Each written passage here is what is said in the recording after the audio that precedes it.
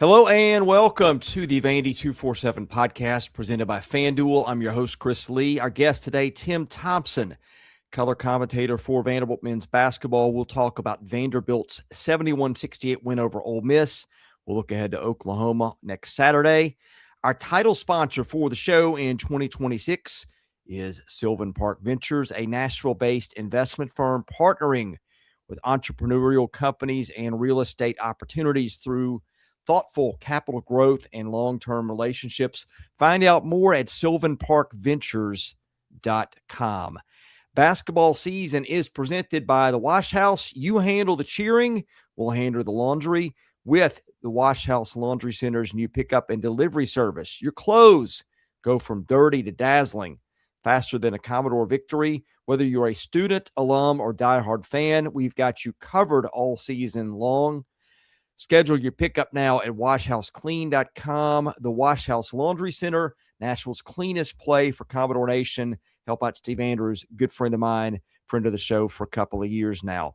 We got a new one here. Scott Pettis Real Estate is going to be our sponsor for baseball season. Just joined. We appreciate that. For the past 18 years, Scott has assisted countless buyers and sellers in the Middle Tennessee area with all the residential real estate needs. A Nashville native and resident of 4 decades, he's experienced firsthand the tremendous growth and transformation of each Nashville neighborhood. He uses his unique perspective as well as his extensive personal connections throughout the city to maximize his clients' investments and purchasing power. Scott prides himself on personally walking his clients through every delicate step of the buying or selling process. He especially enjoys getting to know each client's story and real estate vision and turning that into reality. Tim Thompson, welcome to the show. Vanderbilt is 19-3 with a win over Ole Miss, a couple of days in the rearview mirror. Thanks for joining us. Yeah.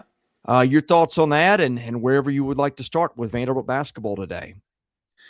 Well, I'd probably start last Tuesday when they just beat the brakes off of the Cats. And, I was kind of shocked that Kentucky played like they did. And again, I will say this, I thought we played at an extremely high level defensively. And, we put them in a situation where we turned them over. We got, I think it was 28 points off turnovers or 22. I'm not off the top of my head. But, that game was tremendous, and under the circumstances with all the ice and everything that's going on, I thought the crowd was good. And then, you look at Kentucky fans and they were just all over Mark Pope, and then they go down to Fayetteville and beat Arkansas, which when we played them, I thought they were a Final Four team based on the way they played us. But, then, the whole Ole Miss situation where, they had to flip-flop their game. They came here. We're going to go back down there in March. I think that game here helped us. And I think you've seen, the post-game that Mark Byington was talking about is just, we're tired, we're sick, and he doesn't ever use that as an excuse. You still got to play. And that's what I like about him. You got to strap it on and play. But I think if we would have played at Ole Miss, it would have been a real difficult win for us. But I think the home crowd kind of helped will this team to a win. Some of the things that, you look up and you have, 12, 13,000 people and 99% of them are cheering for you. And, guys made plays. I don't think it was the way Vanderbilt wanted to play, but that's the way, Ole Miss, that's the way they play. They grab. I mean, you look at the second, third play of the game, Devin McLaughlin, his jersey just was ripped off of him, basically. And, that doesn't happen just by running down the court. Somebody's got to do it. And, but that's the way Ole Miss played. And I thought we did a really good job of playing through that physicality. I thought there was a couple times Tyler Tanner just got beaten up on some plays and there was no calls. But again, I think the refs were pretty consistent throughout the whole game. That's just the way they were going to let, the teams play. and you have to adjust if that's the case. And I thought Vanderbilt did a pretty good job of adjusting to the physicality. And, you got a guy like Mike James who stepped up with 9 points, 9 rebounds, made a big three when we really needed it. A.K. Okereke, he knocked down free throws for us at a high rate. And then, of course, who I think may be one of the best players in the country, Tyler Tanner, he had 24 points, and he just kind of loaded the team on his shoulders and helped us win. The kid's he's a gamer, So again, I thought it was a really good win in a difficult situation. We didn't have Frankie, we didn't have Duke Miles.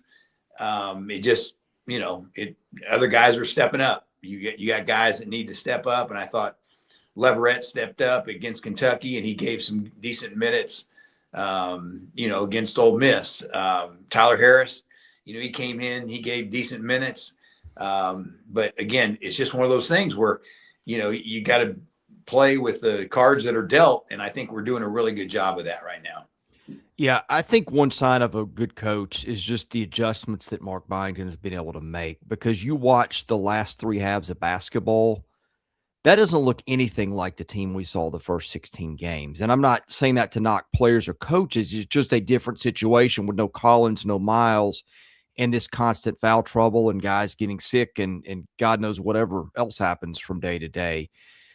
For them to go from a play fast, get in your grill, to just really slow it down, grind out the shot clock, start your offense kind of late, however you want to call it. I mean, it's not even the same thing, but I feel like they're kind of in a place where I don't care who you're playing or where you're playing. If you can get a 1-point win right now, take it and get out of there, because they're hurting. Yeah, 100%. And, Coach Byington expressed that in his, post-game radio with Kevin and me, and then also with you guys in his press conference. So I think this week is going to help us. I think, there's a couple days that he said that they were going to have off and, get over the sickness, get some rest, get your legs back underneath you and that kind of thing. I think, Oklahoma's coming in Saturday. They're 1-8 in the league, worst team in the league, but still they've got weapons, and, they've been in front of a lot of the games that they played in this year. They've led, and they just can't hold leads. So again, we've got to get focused and tune in for Saturday. We can't let something like an Oklahoma slip up on us and not win that game. It feels like they've had somebody sick in addition to the injuries, like a lot of games. And like you and I know this because we're in the Nashville area, but the flu or whatever has been going around since a couple of weeks before Christmas. I had it. It just kind of hangs on. Yeah, I just feel like that's kind of been a thing with them lately too, is it feels like every other game somebody's been sick. Yeah. And I think that, what you're talking about, it just kind of lingers and hangs on. My wife's had it. Takes your energy. Yeah. It just completely zapped her, and it was like 2 weeks. Yeah. And I'm just thinking that, I know that Tyler Tanner was under the weather a couple weeks ago, and I'm hoping that this off week, basically, no midweek game, can, get these guys back healthy and can be ready to, the second half of the SEC season, be ready for that. Yeah, I don't know if it's the same thing, but I had it, I don't know, maybe a month ago, and I was getting over it. It kind of, I just took a couple of days to just kind of sleep it off as best I could. And then you start feeling better. You know how it goes. You're getting your energy back. Yeah. And I'm like, okay, I'm going to give it a day or two because sometimes I'll come back too quick and try to run or something. And like, I'm not a pro athlete, but like, you're living on margins as an SEC athlete. And like, you lose a little bit, you can lose a lot compared to your peers. So I'm not, I'm just telling you what I went through. And I, about a week after I got it, Tim, I felt okay for a couple of days like this. I think I'm getting okay. And I went to run. Ran a couple miles, and just the next day, like, I shouldn't have done that. Yeah.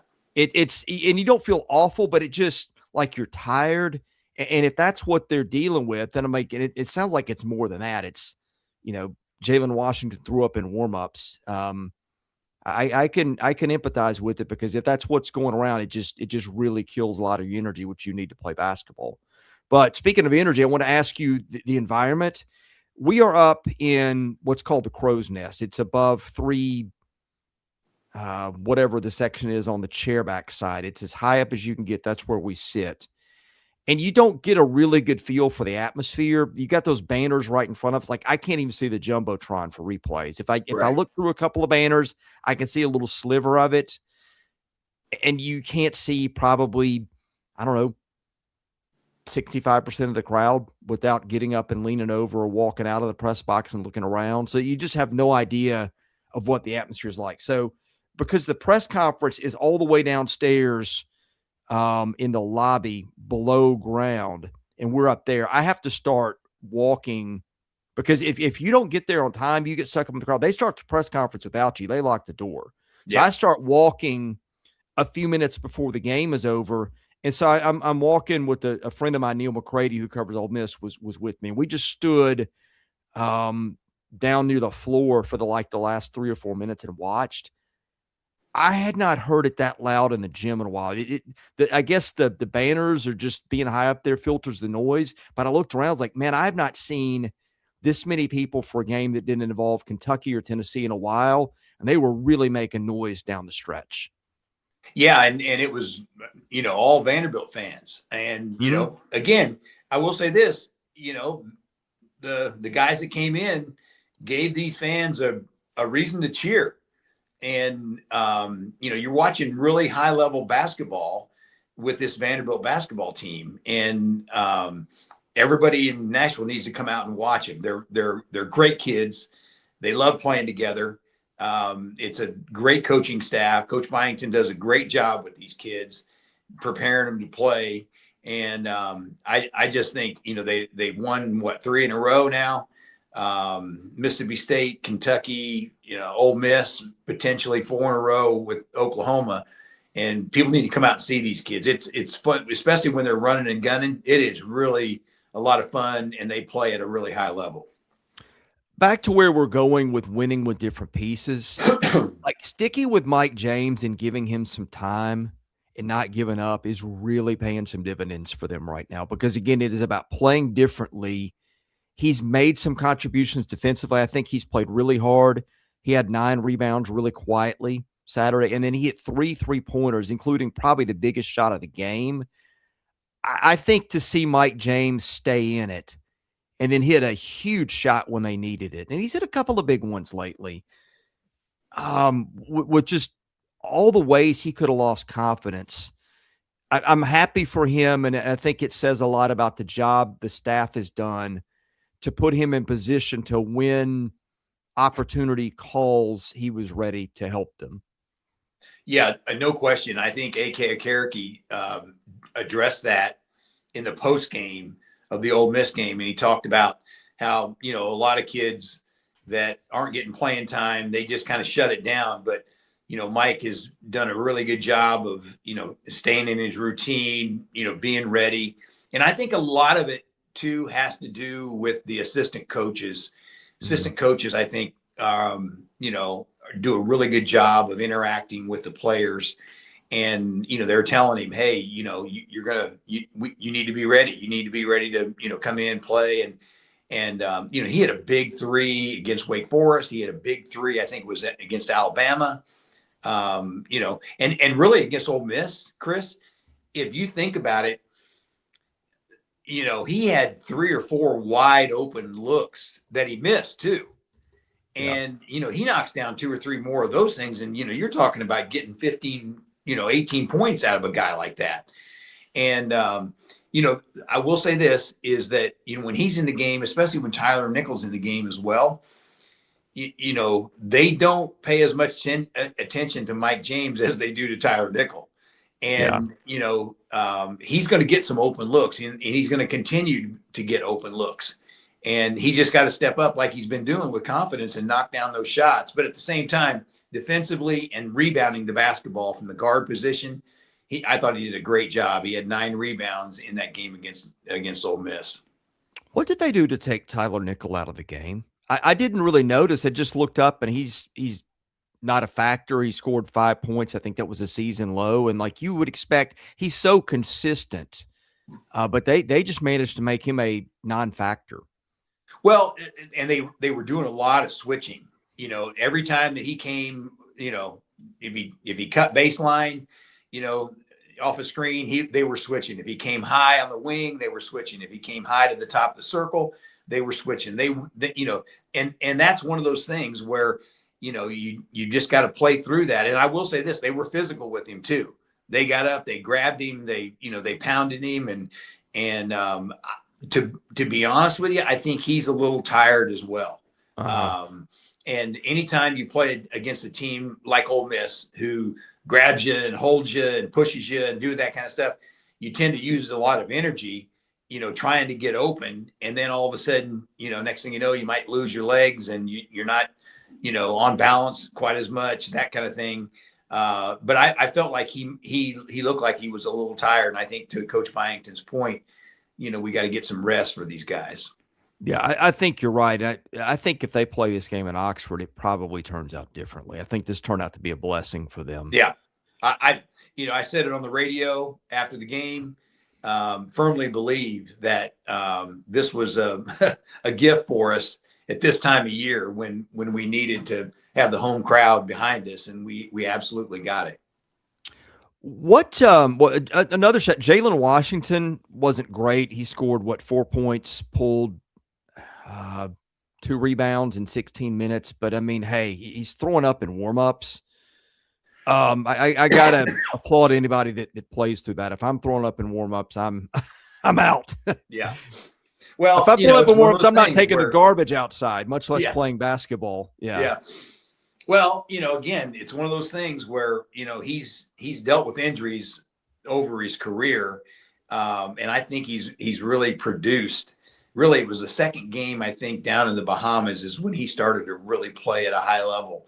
And, he's 6'10". He's not big and bulky and that kind of thing, but, he's athletic. He can handle the basketball. He shoots free throws relatively well. He'll knock down a 3 for you.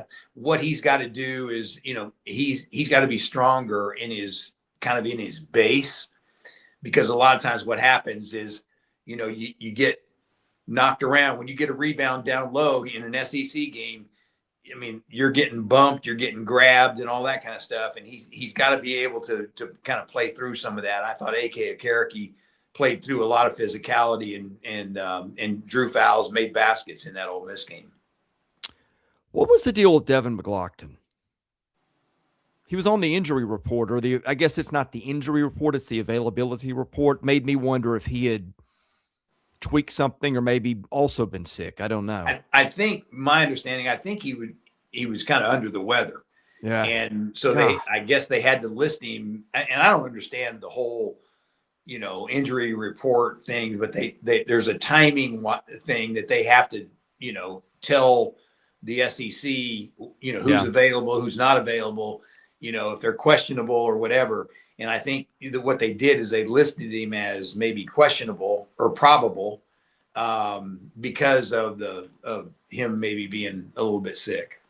Yeah, I mean, you think about all of it, and I know Ole Miss is not having a good year, but Ole Miss has got a couple of really good players in Malik D and A.J. Storr and could beat a lot of teams on any night. I mean, you've got your 2 front court guys sick, your 2 best guys. You've got 2 of your 3 best guards out. You got a ton of guys in foul trouble. You got Nickel effectively taken out of the game. I mean, I go back and think about it. Yeah. Them winning that game feels like a minor miracle. And oh, by the way, we haven't talked about the biggest factor in that, and it's Tyler Tanner. Yeah, I mean, I'm telling you, he's loaded up the team on his back. And, some of the shots that he made, Chris, I mean, I know where you were sitting. We're right there down on the front row. There were a couple shots that he made contorting his body, getting hit where he finished. And, he's 6 feet, 170. It's not like, he's, Darius Acuff, who's, 6'5", 205. This kid is a great athlete. I mean, he has great body control, and he understands how to finish. And to be honest with you, I thought he got fouled on that final drive where I think the ball went out of bounds, and then they looked at it, and we ended up retaining possession, and then AK got fouled. But on that drive, I thought he got hammered. I watched the replay of the thing, and he takes it in there, and the officials swallow their whistle. I thought he should have been going to the line to shoot 2 free throws based on the drive that he had. But I think if I just noticed, I think he's nominated for the Bob Cousy Award. Yep. He's the top 10 point guards in the nation, and if I'm guessing, I would say if I'm voting, he's the top 3 point guards in the nation. And he's a great kid. He's a great teammate. And he makes others around him better defensively for his size. He does things that you wouldn't think a guy 6 feet, 170, but he's explosive. He anticipates passing lanes. He jumps passing lanes. He's just a very knowledgeable basketball player. Did I see this right? This is the last thing before we'll go to the mailbag. Okay, they inbounds the ball off that play. There's 3.3 on the shot clock, and they throw it in. I was kind of didn't expect them to have Tanner throwing the ball in that spot, which was interesting. And they throw it to Akarike, and he catches it. He's got his back to the basket, 18 or 20 feet out, and he's double teamed. Ole Miss fouls him. Yeah. With about a second on the shot clock. They really got bailed out. He hits 1 or 2, and you turn it over or whatever. You maybe got an open court situation with the layup. He hits 1 or 2. It was enough to force Ole Miss to have to shoot a 3. But I thought they caught a big break in that sequence. Yeah, there's no question. I mean, I think the officials got it right when they went to the replay. They called it Vanderbilt's basketball on the initial play. And then, when you went to the replay monitor, you could see that Ole Miss did hit it out of bounds. So that was fortunate for us. And again, AK steps up, makes 1 of 2. He'd been making free throws all game long. But it was fortunate enough that, they were not able to hit the 2 3-pointers that they attempted at the end of the game. And you end up coming out of there and I'm serious, Chris, when Diaz's shot didn't go down, man, I was like, whoo, man, we did not want to go to overtime, just kind of based on where we were. I don't know, just health-wise and being tired and legs not being there. I think that'd have been a difficult situation for us if they'd have gotten it to overtime. Yeah, I'm with you on that one. Let's do the mailbag if you're ready, Tim. Okay. The mailbag is presented by Sutherland and Belk, a family-owned injury law firm. If you or a loved one has been hurt in an accident, give Taylor or Russell a call, 615-846-6200. See what your rights are and if they can help. Tim appears on the guest line. That is presented by friend of the show, John Levin, and Wobble Bond Dickinson. Okay, Tim, this is from Vandy Exile. Any thoughts on how the slow it down mode that seems to appear earlier than some like, coupled with waiting past the 10-second mark to get something going? Well, I think part of that was the way Ole Miss was playing defense. So they were switching everything. They were being real physical. They were pushing us out a step or two, off our normal path of the way we run our offense. And so I think you got to give credit to Ole Miss of how they played. There were some times, near the end of the game where, you wanted to take time off the clock. And so you brought it across, took time off the clock, and then usually started at 10 seconds and go deep into the shot clock to make sure that you're reducing as much time off the clock for Ole Miss as you can. But I just think it was the way Ole Miss was playing us, and the physicality was the reason that, we were deeper into the shot clock than we normally are. This one comes from Vandy Fan 615. What's your take on Mark Byington's comments about Frankie Collins after the game? Well, he was on with Kevin and myself after the game, and he came out and said that, Frankie's cleared to play now. The doctors apparently have cleared him to play.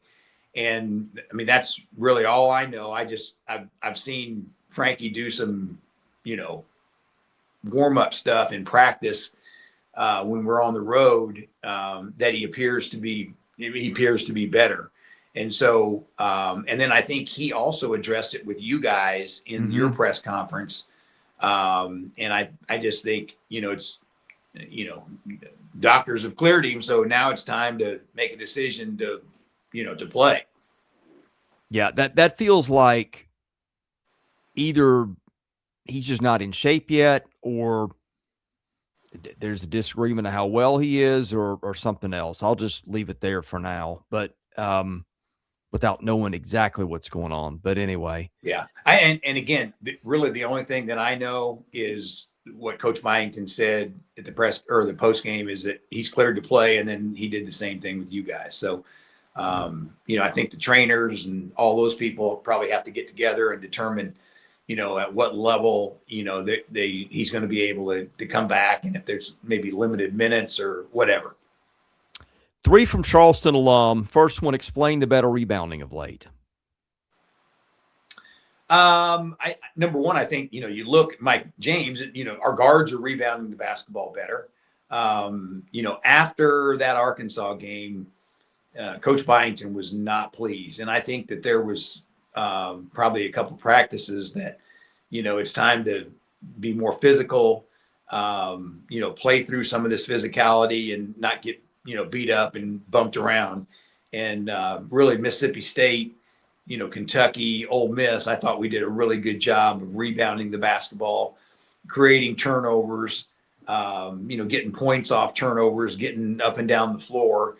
But I think part of it is, and I've always said this, rebounding is a lot of it. It's a mentality. It's a toughness. It's, kind of a want to kind of thing.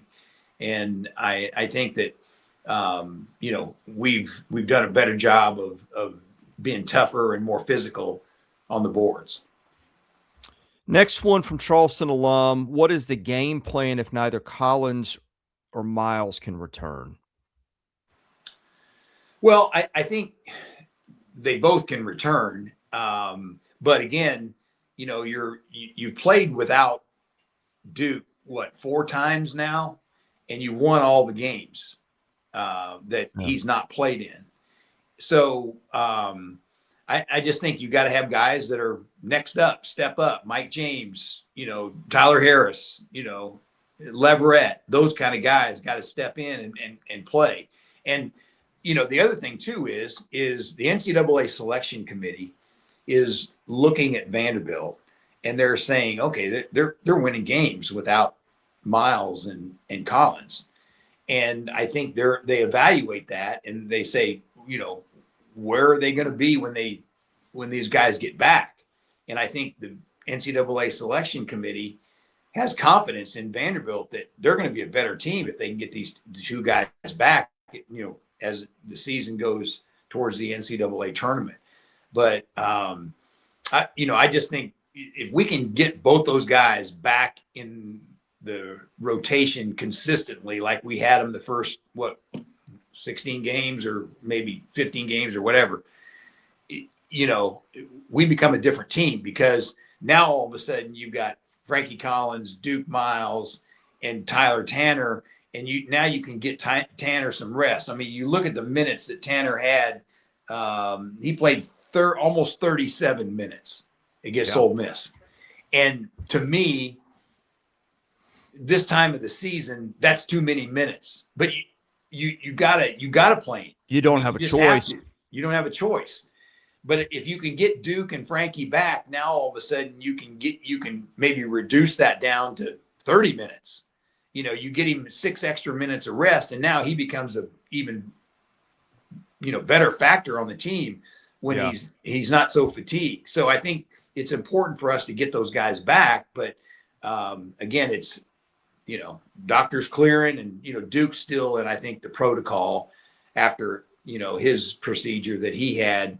And, I'm hoping, this week really helps Collins and maybe even gets Duke back to where, he might be able to participate. Yeah, and in the meantime, you develop Mike James where he can play some minutes to if those guys get in foul trouble or frankly, one of those guys could lose a few minutes anyway with the way Mike James has played lately. Yeah, but the thing about it is, the problem is both Duke and Collins are kind of They're more point guards, right? It's a little different, but you can sometimes they run 2 or 3 of them. Well, usually 2, but I think they might have played all 3. Point is, you might either, yeah. But like against Ole Miss, is they were using AK as kind of a point forward to bring the basketball up to court, and they used Bing a little bit to bring the basketball up to court. But when Tyler's not in, you have no Duke, you have no Frankie, so you basically have no quote legit point guard. And so I think that's the thing when you set Tyler out is that somebody else has got to play point forward, as in AK, or Bing has to try to control the ball with playing some of the point as well. Charleston alum wants to know what the ceiling is for this depleted team. I guess he means if you don't get Collins or Miles back. I think as I look at bracketology right now, I think they have us as a 4 seed, and if you don't get either one of them back, I still say this team has a chance. With the right draw, that they could get to the Sweet 16, but it's got to be with the right. It's got to be the right draw. It's a very fine needle to thread at that point. Yeah, but again, if we have both of them back, and now all of a sudden we get into the tournament, is we can do some damage in the tournament. If we're at full strength. So, but I still think with the right draw, we could win 2 games in the NCAA tournament. Well, and you get everybody back, and then what you've done is you found some guys that can help you win in other ways, like a James or a Bing or even a Jaden Leverett in a spot. Yeah. So I think they're really dangerous if they get everybody back and close to full health. Yeah, exactly. Okay. Midge says, where do you think this team would be if the 3-headed happy accident backcourt stayed healthy this entire season? I guess he means if Miles and Collins are still there. I mean, look, they're still 19-3. So yeah. Well, yeah. I don't think we played very well against Arkansas. I mean, Arkansas, they were ramped up, ready to play. I sit there and I look, we're 19-3. And even if we have, maybe you get Florida, you get Florida, and maybe Texas might be a little bit different, but I don't know. I think maybe you might win one more game of the 3 that you lost, but I'm telling you, this team has been so resilient, and have found different ways to win with different players stepping up. I mean, it's amazing, to where this team is with, not having Duke play in a few games, and of course, Frankie after the Memphis game. Yeah, I mean, maybe where you are is you're 20-2, and you're 7 in Ken Palm instead of 12 or 13 or wherever they are today. I mean, that might, and that's a thing that may get them a seed line that they don't have right now. But I mean, again, I just think it points to coaching and how well they put the roster together, that's that it's 19-3 instead of 14-8 or whatever that would be. So yeah. I'm telling you, I think what this staff has done, and you got to give players a lot of credit too. They've really stepped up. But you're 19-3 this far into the season, man. I'm telling you, this is a fun team to be around. 3 from NBA Door. What's the ideal lineup if we get everybody back? Well, I mean, I think the ideal lineup would be, Duke and Tanner at the guard, AK, Tyler Nickel, McLaughlin, and then having, you're having Jay Wash, um, Tyler Harris, Chandler Bing, Mike Frankie James now. Collins, Mike James off the bench. I Yeah, mean, Collins. that's pretty good. Yeah, I mean, you're 9 going 10 deep now. And I know it's going to probably take a little bit of time if Frankie is going to come back to get kind of into game shape, that kind of thing. But he doesn't need to be in full game shape to help us. I think he needs to be where he can play 3 or 4 hard minutes, give Tanner some rest. Duke gets back, give him some rest, that kind of thing. He doesn't need to be a guy that you're going to stick in the game and he's going to play 18 minutes right out of the gate. What it does for me, I think back to, in fact, I'm going to try to find the box score for the LSU game, because I think that's about the time I'm going, okay, they are starting to maybe run on fumes just a little bit. I think Miles was healthy for that game, but he was in foul trouble. Remember, he went through that stretch where, like, even when he was there, he was fouling out or getting 4 fouls every night. Yeah. And just the second half of that LSU was just kind of lackluster. They didn't play badly, but I think they got tired legs. They might have had someone sick, whatever the case was. And I'm just going, okay, at that point you're going Karake, Nickel, McLaughlin, Tanner, Miles. You feel good about those guys. Tyler Harris was iffy. Played 3 minutes that day. Washington gave you 26 good ones off the bench, went 11-8. Bing was starting to play more, but not much of a factor in the box score. And then James plays 10 minutes, misses 4 shots, and scores a point, pulls 1 rebound. Did have 3 assists. So at that point, I'm going, it's a Karake, Nickel, McLaughlin, Tanner, Miles.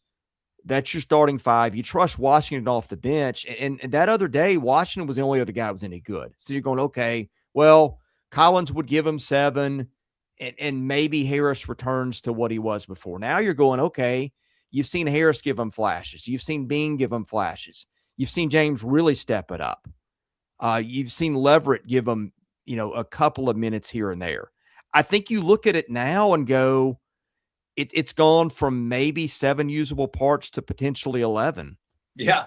Yeah. I mean, these coaches have developed these players, and the players have worked hard.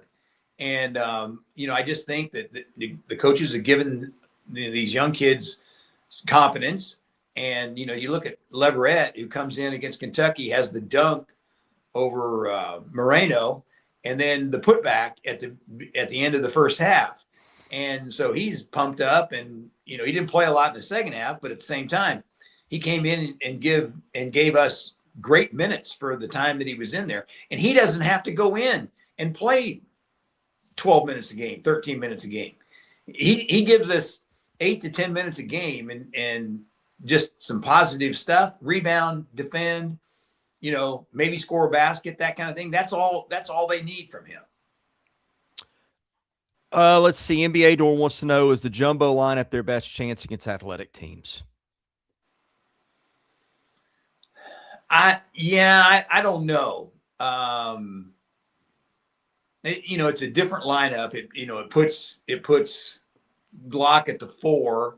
It really puts Tyler Nickel at the 2 and AK at the 3. So there is, some mismatches right there because, you got Tanner at the point, but it's one guard and basically, 4 forwards is basically what it is. But yeah. I like that lineup, and I think it's been effective. They've had to use it, but at the same time, against athletic teams, I don't know. Here's my answer, and you tell me if you agree. To me, I think I'm having, if the game is close, I've got 2 of the 3, and I've got everybody. I've got 2 of the 3 of Collins, Tanner, and Miles on the floor at all times. The only exception would be like an end of the half thing where somebody's got maybe a couple of fouls, and then maybe you bring in James for one of those. But in a normal situation, competitive game, I'm going to have two of those three guards on the floor all the time, almost all the time. Are you with me here? Oh, yeah. So then it gets to be, okay, you've got a lot more, and I'm thinking of like different types of teams. Okay. Like Florida's a team that, like, if I think of who's a problem for them, I'm thinking Florida's a big problem. Right. That's a game where I think I want, probably as much of McLaughlin and, well, I mean, that's a heck of a luxury to have. I'm thinking, well, I want as much of McLaughlin and maybe Washington and maybe Nickel, because Nickel can defend a little bit. But then you're like, okay, well, that's you don't have a Cherokee in there.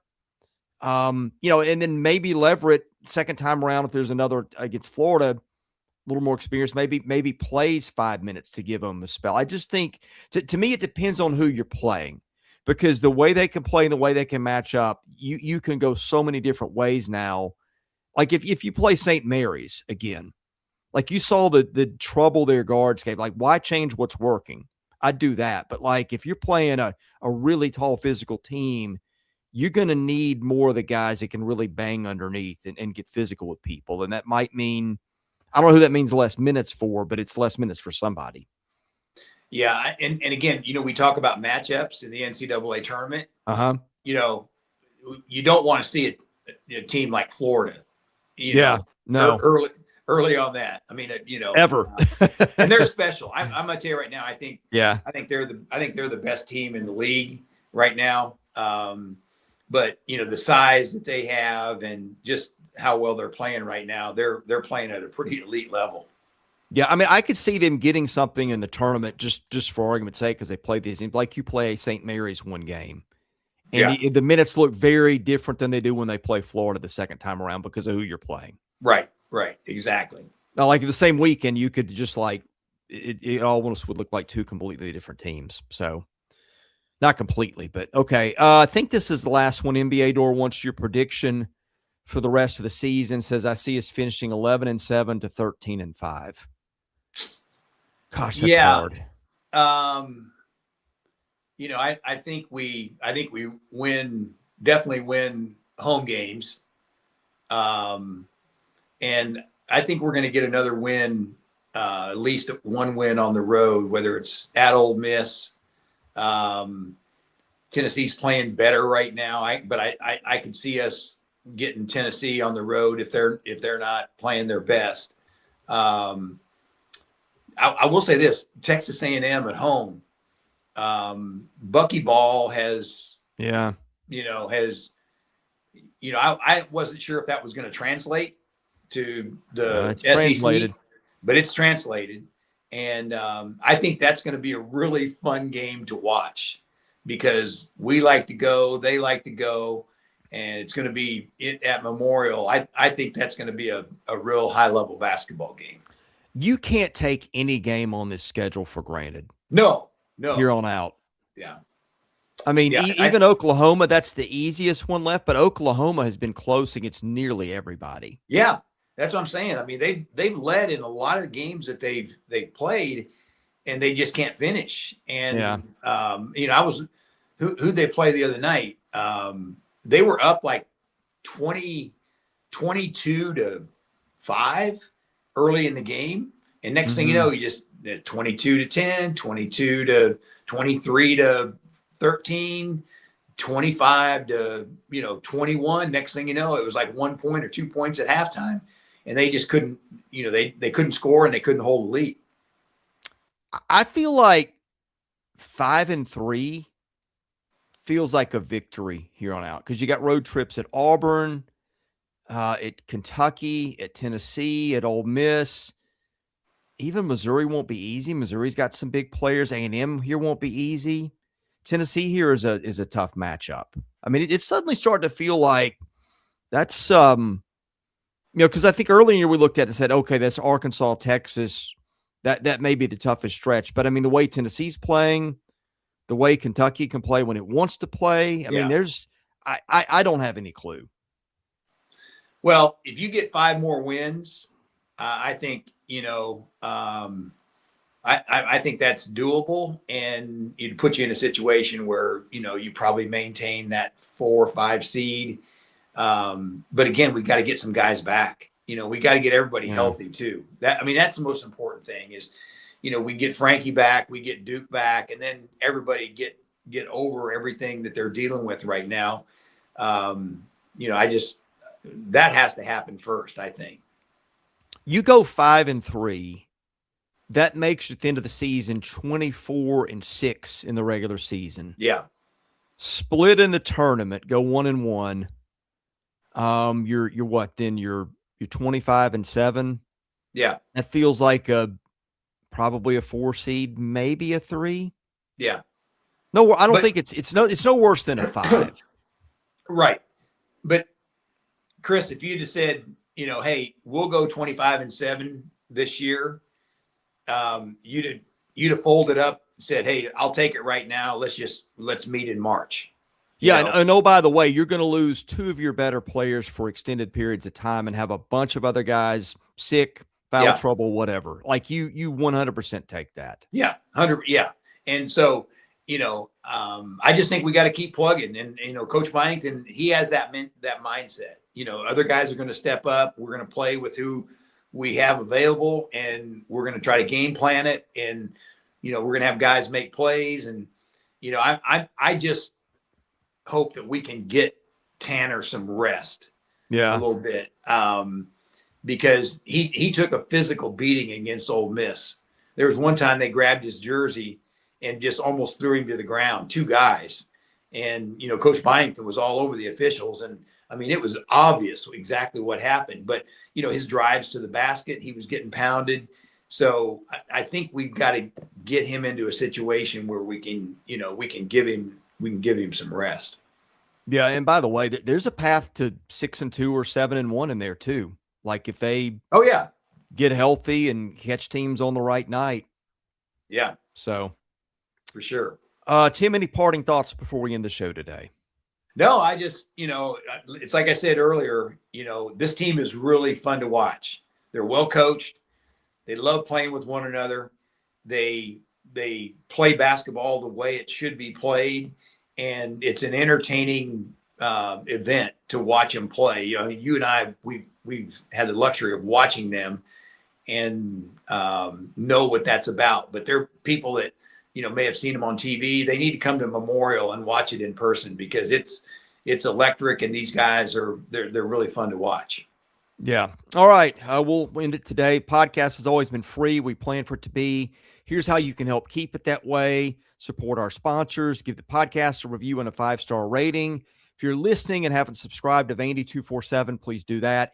It's $139.9 a year. Helps us a lot. You get stuff there you don't get here. Subscribe to the Vandy 24/7 YouTube channel. That is free. If you want to sponsor the show, chrislee70@gmail.com is email. Anyway, for Tim Thompson, I'm Chris Lee, the host here. Thank you guys for watching. God bless you. Have a great rest of your week. We'll catch you again soon with more episodes of the Vandy 247 podcast presented by FanDuel.